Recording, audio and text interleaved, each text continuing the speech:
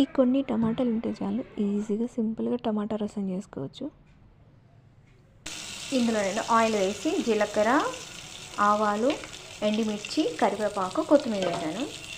ఇప్పుడు మనం దీంట్లో కొంచెం ముక్కలు కట్ చేసిన టమాటా ముక్కలు వేసుకొని మంచిగా కలుపుకోవాలి.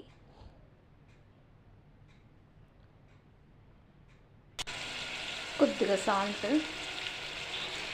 వేసుకొని మంచిగా కలుపుకొని మూత పెట్టాలి, మగ్గనివ్వాలి.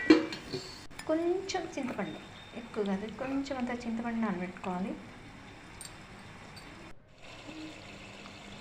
కొంచెం ఎల్లిపాయ వేసుకోవాలి, ఒక 4-5 రెబ్బలు. చక్కగా అంతా కలుపుకోవాలి. ఇందులో మనం చింతపండు రసం వేసుకోవాలి.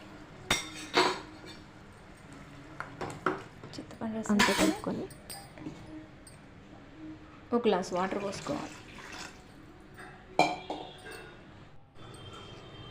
కొద్దిగా కారం, కొద్దిగా రసం పౌడర్, కొద్దిగా జీలకర్ర మెంతుల పొడి వేసి కలుపుకోవాలి. ఇదంతా మంచిగా కలుపుకొని ఒక 10 మినిట్స్ మసలు పెట్టాలి అంతే. అన్నీ వేసేసుకున్నాం కదా, ఒక 10 నిమిషాలు మసలు పెట్టినామంటే ఎంతో టేస్టీగా ఉండే టమాటా రసం రెడీ అయిపోతుంది. చాలా టేస్టీగా ఉంటుంది. ఇన్స్టెంట్గా అప్పటికప్పుడు ఇలా చేసేసుకోవచ్చు. ఎక్కువ పని కూడా ఉండదు, ఈజీగా ఉంది.